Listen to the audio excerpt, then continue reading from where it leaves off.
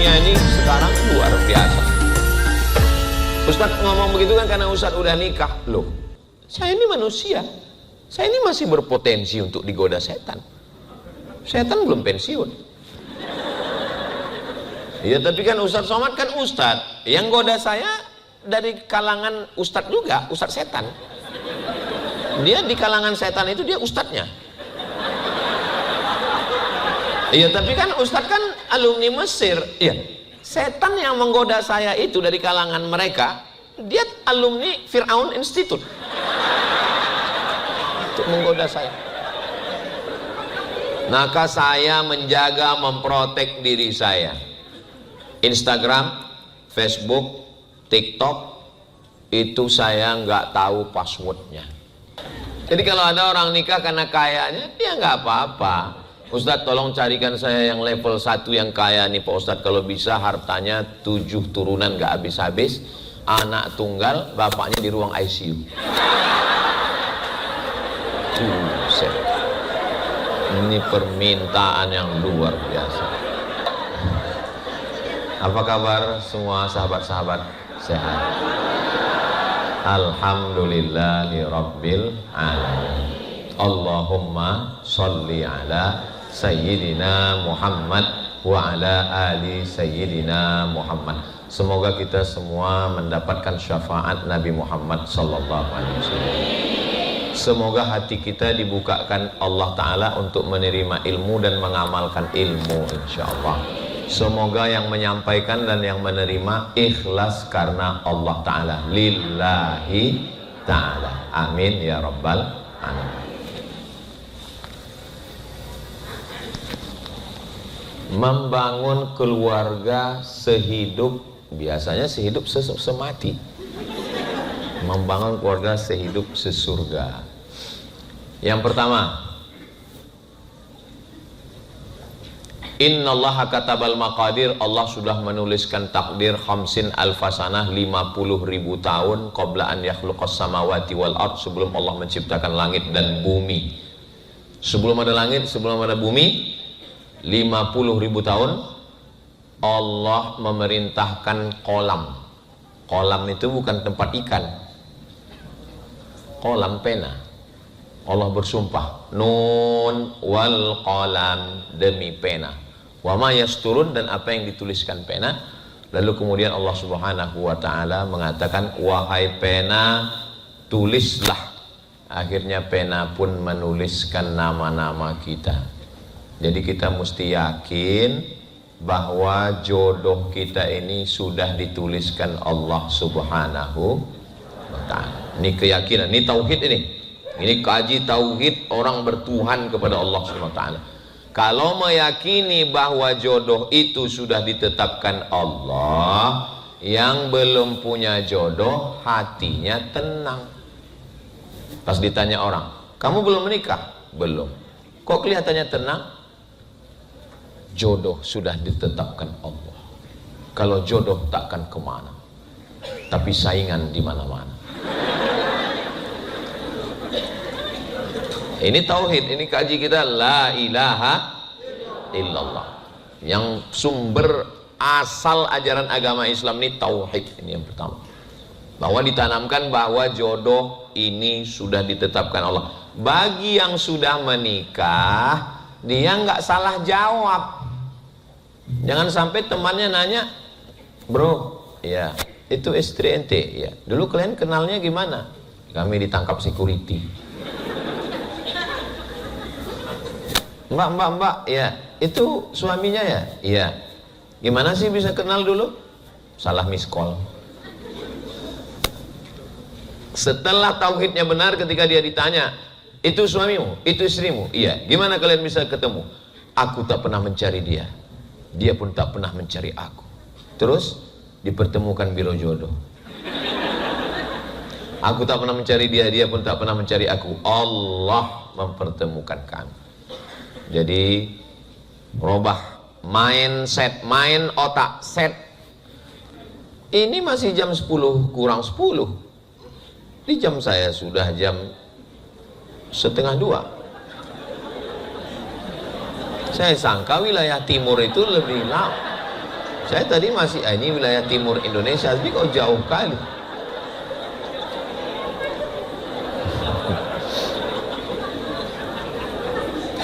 Jadi kaji kita ini adalah ngaji tauhid yang pertama, bahwa kehidupan kita ini diatur Allah SWT. Makanya rukun iman ada 6. Antu'mina billah wa malaikatihi wa kutubihi wa rusulihi wal yaumil akhiri. Ketutup mengandung. Wajah saya tertutup. Jangan sampai nanti begitu diupload langsung di komen, Ustadz berbunga-bunga ya. Wa bil qadari khairihi wa syarrihi. Kenapa lah penampilan Ustadz ini beda pas acara live series marriage ini kok beda bajunya? Ini bajunya Casio, dikasih orang. Ini perlu saya jelaskan supaya jangan ada curiga di antara kita. Jadi yang pertama tauhidnya adalah bahwa ini sudah ketetapan Allah Subhanahu wa taala.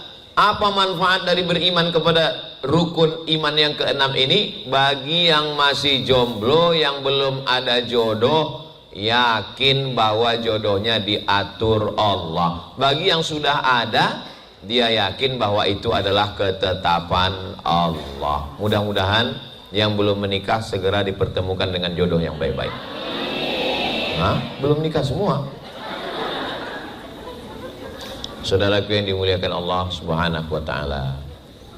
Tapi kalaupun dia sudah ditetapkan Allah, mesti ada ikhtiar. Bahasa kitanya usaha. Ini air ini memang untuk saya.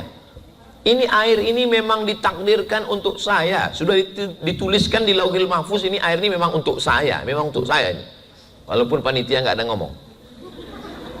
Tapi kalau udah diletakkan di atas meja, saya ngomong di sini, berarti memang untuk saya, gelasnya untuk saya. Tapi kalau saya nggak ada usaha untuk membuka botolnya, memasukkannya ke dalam gelas, untuk mengangkatnya dan memasukkannya ke mulut, apa bisa dia masuk ke mulut saya? Nggak bisa. Jadi kalau ada orang mengatakan, kenapa kamu nggak semangat untuk mengejar jodohmu? Ya udahlah, saya nunggu takdir aja. Ini bukan ahlus sunnah wal jamaah. Ahlus sunnah wal jamaah itu artinya berikhtiar, berusaha.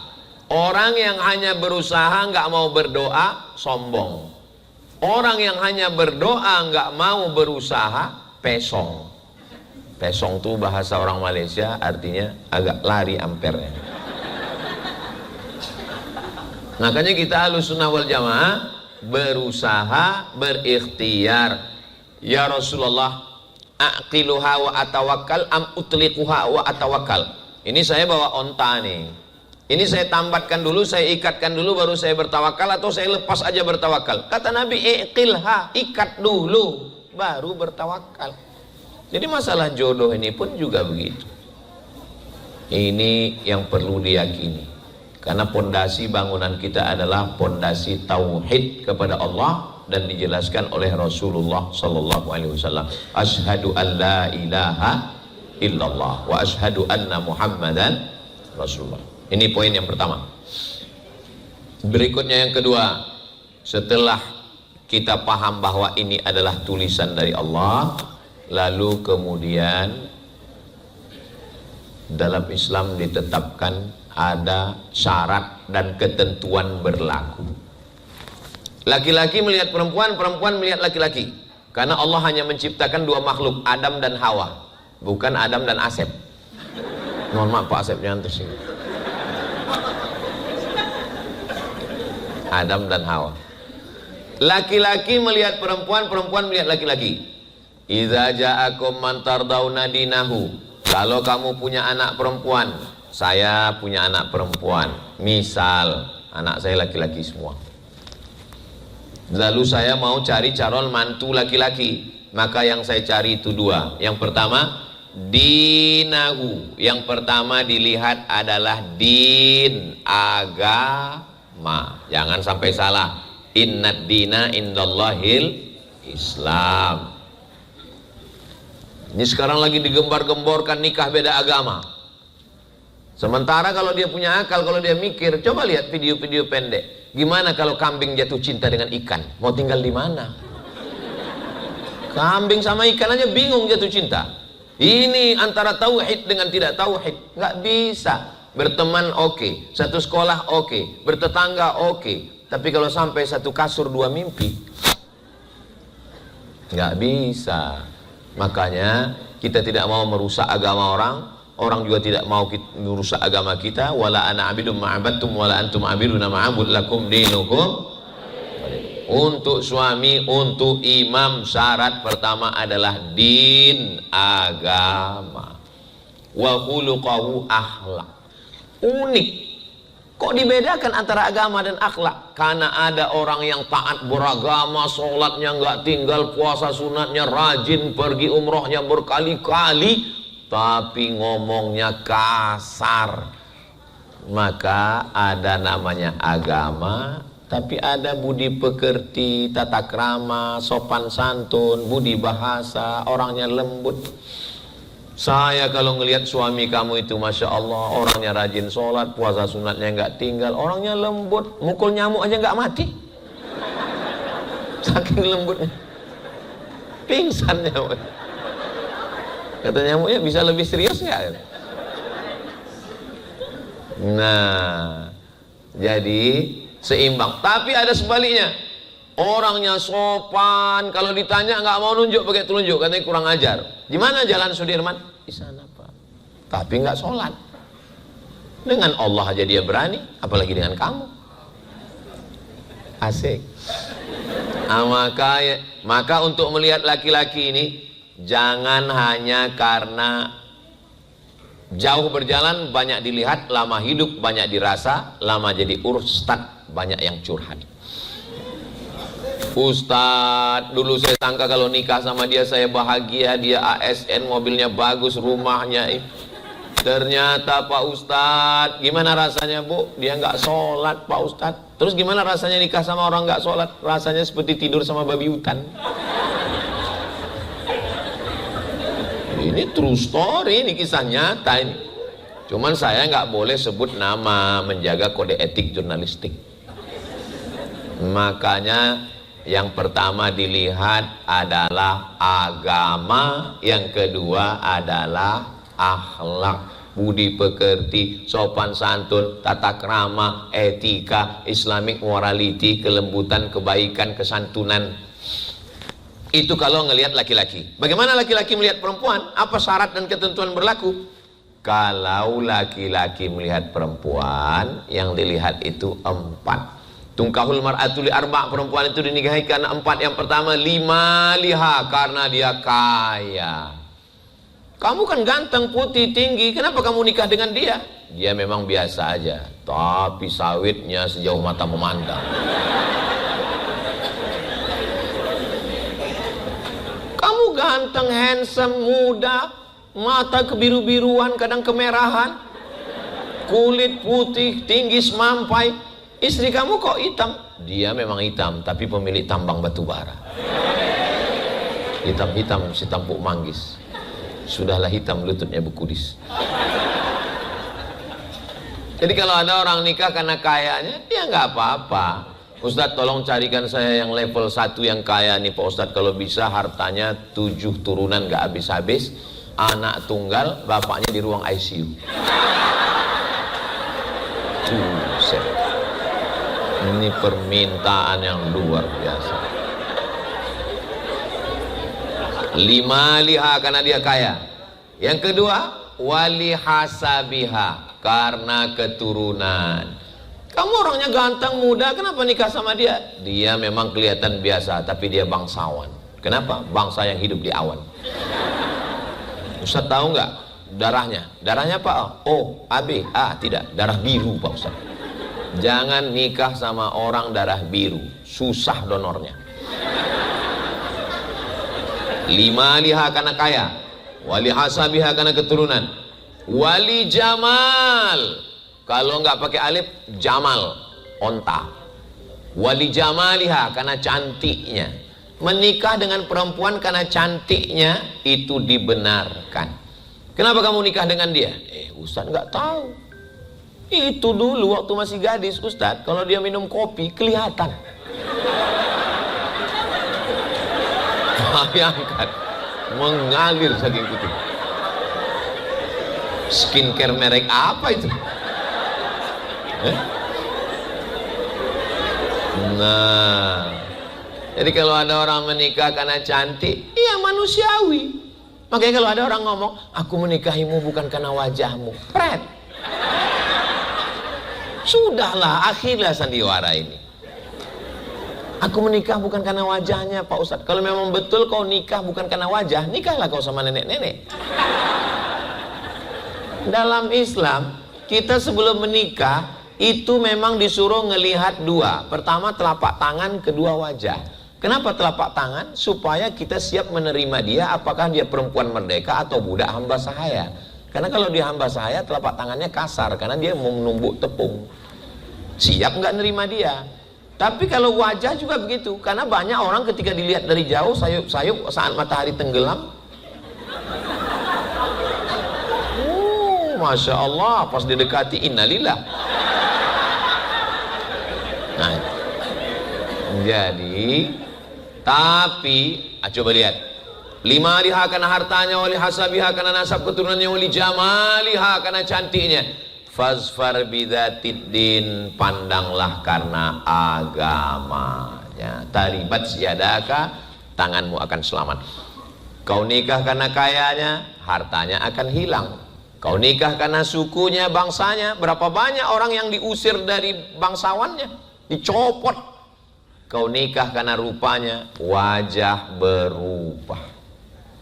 Yang gak berubah itu apa? Hati aku ke kamu. Semua berubah. Wanita itu kan seperti bunga, kuntum mekar, kembang harum wangi, kuncup dan layu.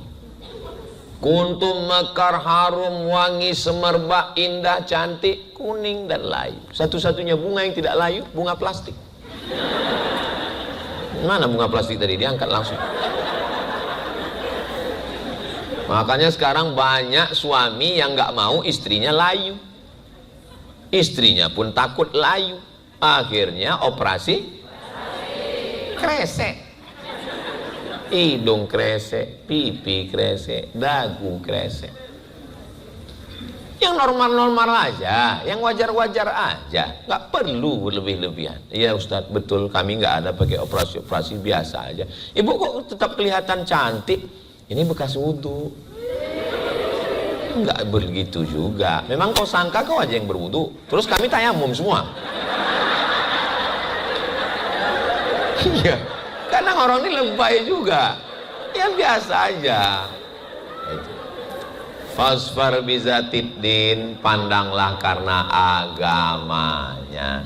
Taribat yadaka. Tapi ini bahan yang Ustaz sampai ini kayaknya untuk orang yang belum nikah, lagi nyari calon. Terus bagi kami yang udah ini gimana Pak Ustadz? Ya jaga-jaga aja lah.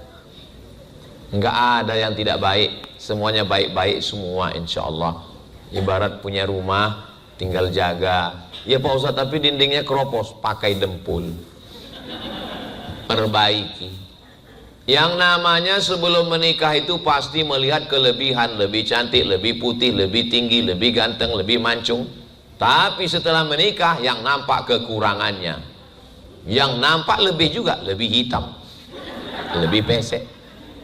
Makanya muncullah kata pepatah, hijau rumput di rumah lebih hijau rumput sintetis. Orang tetangga sekarang pakai sintetis semua. Yang pertama, tauhidnya luruskan tentang masalah pernikahan. Semua berawal dari kesalahan tauhid. Yang kedua adalah tetap ada usaha dan ikhtiar, syarat dan ketentuan berlaku. Jangan mentang-mentang udah ikut kajian live series marriage live series, lalu semangat petantang-petenteng langsung ke rumah calon perempuan. Bapak, saya tidak ingin hubungan kita hanya tetangga, mau lebih dekat daripada itu. Enggak begitu juga, mesti ajak tokoh agama, senior, kakak kelas. Ini kan banyak senior-senior yang ada di sini, bapak-bapak. Ajak dia datang ke Habib Habib Salim Al-Jufri datang minta, atau pas jadwal saya nanti kemari bisa juga, tapi untuk sore ini nggak bisa karena full, besok mau pulang. Nantilah, saya kan kemari itu 2018, habis itu 2025, berarti ya 7 tahun lagi. Nah, jangan rusak ikhtiar dengan perbuatan dosa. Nih, ini kita masih di poin kedua nih. Poin kedua ini ikhtiar, baik agamanya, baik akhlaknya, kaya raya, cantik, tinggi, putih, berakhlak, beragama, bagus. Ustaz, ya. Kata Ustaz dulu kalau mau cari istri itu yang cantik, yang tinggi semampai, kaya raya, yang bangsawan, yang bagus rupa, yang taat beragama. Betul. Boleh Ustaz carikan yang ada 4-4-nya nggak? Kalau ada 4-4-nya ngapain ku kasih ke kamu? Iya kan? Logika, logis aja. Jangan mencari kesempurnaan, karena nggak ada perempuan yang sempurna. Kalau mau cari laki-laki yang sempurna, seumur hidup jadi jomblowati. Kalau mau cari